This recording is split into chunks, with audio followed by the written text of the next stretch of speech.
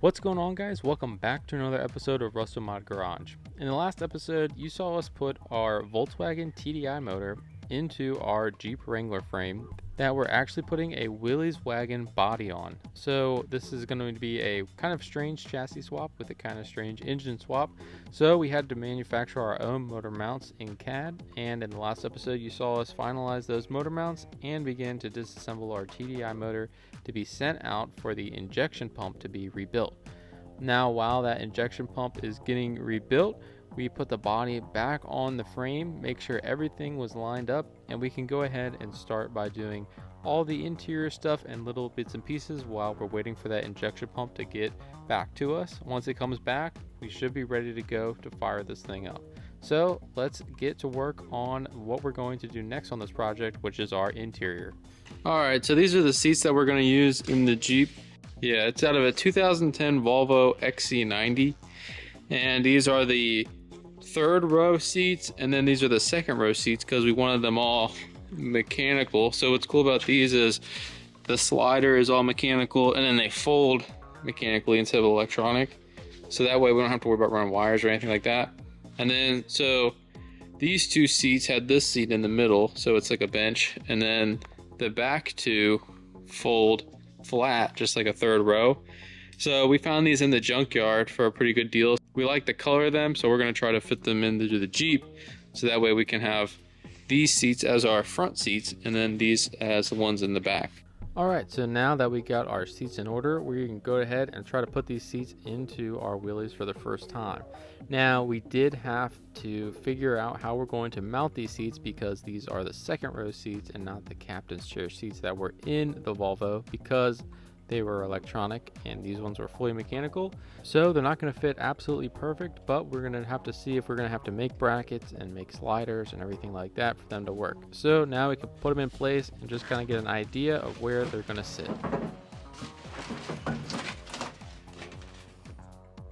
I don't know. Well, it's probably better now because it's flat on the ground instead of like raked back because of pins. Yeah, but it might be a little bit far forward now. You just cut the pins off. Yeah, leaned. So. Oh, lean. Oh, that's easy. Yeah. Just thinking how we could raise that. Well, are your feet too close to the floor? Because your pedals, like, they hang down pretty high on this car. It's kind of weird. Well, it's weird. They got the gas pedal way over on the tunnel. Yeah. You know?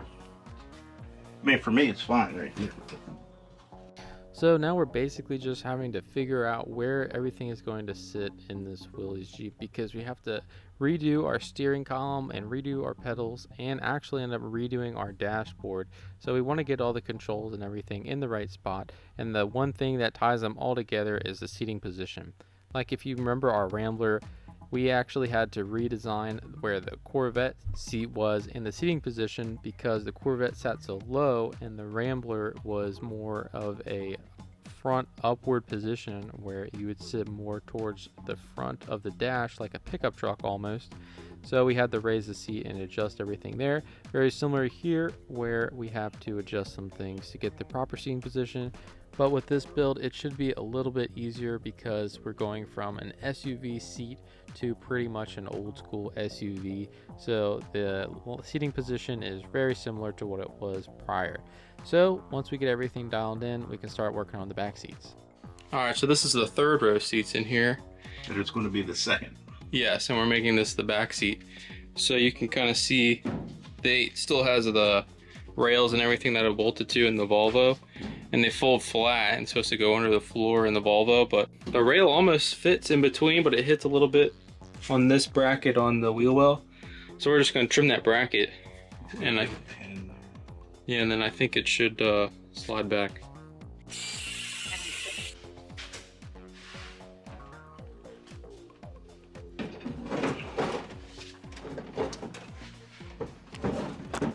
Alright, so we got the front seats and then we got the back seats. And these back seats seem to go backward, but it's hitting the wheel well there, so we're gonna have to trim a bunch of stuff. But I'll trim the middle. We're gonna chop that middle out of there. yeah, so they have a console here in the middle, so we're probably gonna end up cutting the whole middle out of them and then pushing them together and then scooting them back.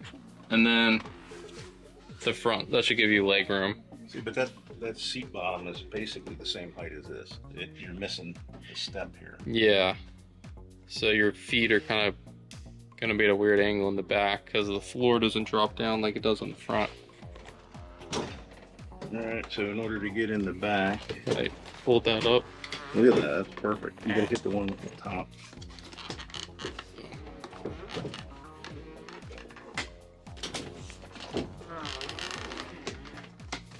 Yeah, and then just jump over there. And you gotta step and boom. Yep. Cool. Yeah, that's good that we use the back seats because if they were like front, they don't fold flat like that. Yeah. Yeah, cool. And then you can fold that flat and fold that one flat and you can get something long in here. Yeah. Alright, so kind of the first time we can see this whole thing up on the lift with the motor in and the body under the frame. So see the engine in there. And our transmission and transfer case.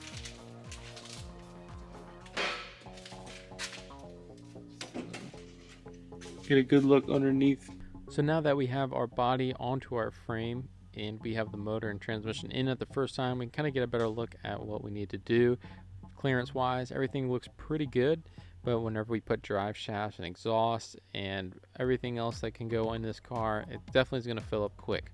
So we're just analyzing it, getting a plan of what we need to do next. Yep, the transmission fits really good in here. We were worried about having to cut up the transmission tunnel, but I mean, we have plenty of room in there. The only spot that we're contacting is right here where the top of the transfer case is touching the floor a little bit, but we can just hammer that up some. It should be fine. So Once we get plenty of room for a 700R4 in your Willys. All right, so we finally got our Jeep body set onto our frame, and then we got our motor installed to the Jeep frame. So now what we want to do is we have the wheels and tires that we had on this Jeep originally outside. We ended up buying those wheels and tires kind of cheap used tires, and then just to get the look of the Jeep that we wanted. So the issue is these TJ Jeep wheels are a different bolt pattern than the original 50 Willys Jeep bolt pattern. So these are 5x4.5, and the other bolt pattern I believe is 5x5.5. So what we're going to do is we're just going to run adapters for now to see if the space of the adapter will be enough to clear our fender back here, because if we space this out too much it might hit our fender. So we want to see how the adapters are going to look on here with the other wheels, and if those won't work, then we're going to have to figure out a way to drill the old pattern into the new axles. So we're going to play around with that and try to switch out these wheels for the wheels that we want to run on the Jeep.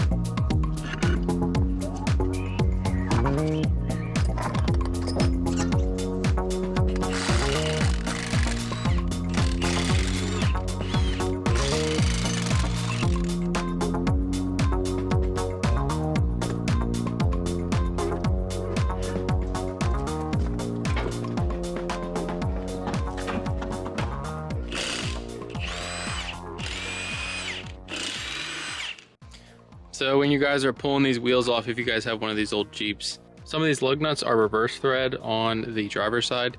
So just be careful. I went to pull them off because the front on the driver's side is the regular style thread. So I guess somebody changed those and they didn't change these ones. So these are reverse thread. So kind of rounded one of the lug nuts off, but ended up being able to get it off. So just so you guys are aware, make sure you check to make sure that they're not reverse thread.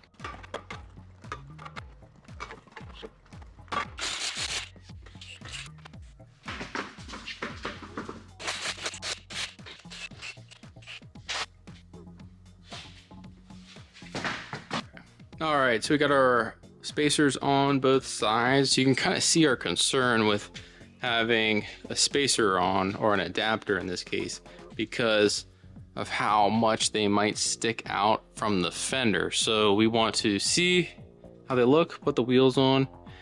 These are cheap, Amazon ones, just so we can see how they look. And then if they're too wide, then we can go ahead and machine the axles to fit the old style pattern. But as you can see, the old style is 5x5. This is the 5x4.5, so it's a much bigger pattern. So let's see how these wheels look on this thing. It'll definitely complete the look. Kind of looks strange with those TJ wheels on there. We can put these old white wheels on there, kind of complete the look of the Jeep. We're also going to paint the roof white to match the wheels, so it's going to look pretty sharp. So let's see what these things look like.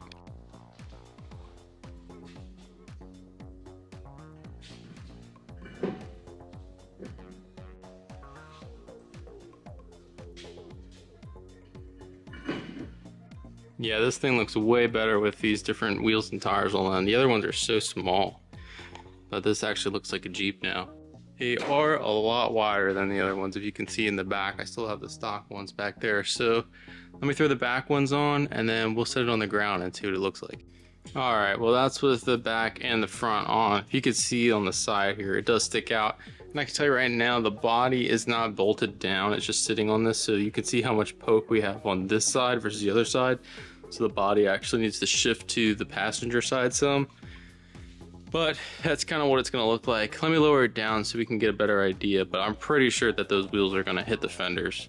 All right, so that's what the Jeep looks like with the new wheels and tires on it. Definitely pokes out the fenders, but it's not hitting.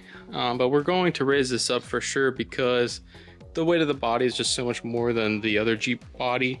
The suspension kind of sags down a little bit, but I think it looks pretty good. I think it looks pretty cool like this. So let me know what you guys think. I definitely think losing that inch might help some, so we'll have to see whenever we get everything finalized. But you can imagine with the white wheels, some bigger tires on it, and the roof being white, that's pretty much the look we're going for. So this thing's really taking shape, and that's pretty much what this Jeep is going to look like.